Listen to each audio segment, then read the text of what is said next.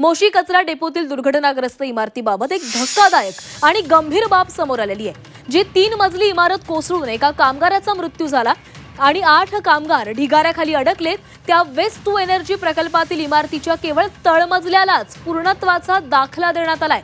महापालिकेच्या बांधकाम विभागाने दिलेला हा पूर्णत्वाचा दाखला समोर आलेला आहे। 27 जुलै 2023 ला या ॲडमिन बिल्डिंगला रेकॉर्ड प्लॅन नुसार पूर्णत्वाचा दाखला मंजूर करण्यात आला।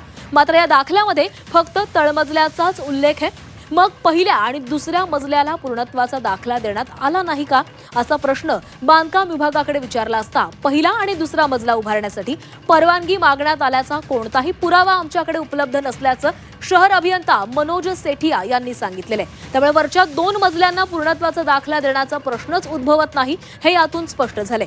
आश्चर्याची बाब म्हणजे पालिकेच्या पर्यावरण विभागानं 26 जुलैला सुधारित बांधकामासाठी परवानगी मागितली आणि त्यासाठी 24 तासांमध्येच म्हणजे 27 जुलैला पूर्णत्वाचा दाखला देण्याची तत्परता पालिकेच्या बांधकाम विभागाने दाखवली। म्हणजे 3 मजली इमारतीची पाहणी न करताच बांधकाम विभागाने पूर्णत्वाचा दाखला दिला का असाही प्रश्न आता उभा झालाय।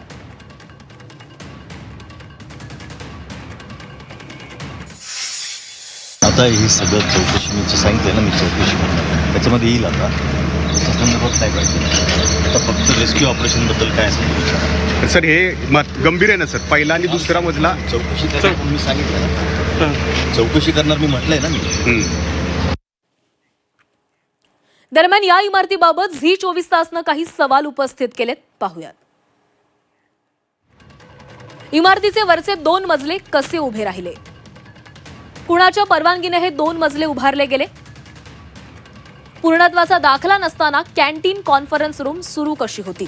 त्या जागेवर कामगारांना काम करण्याची परवानगी कुणी दिली?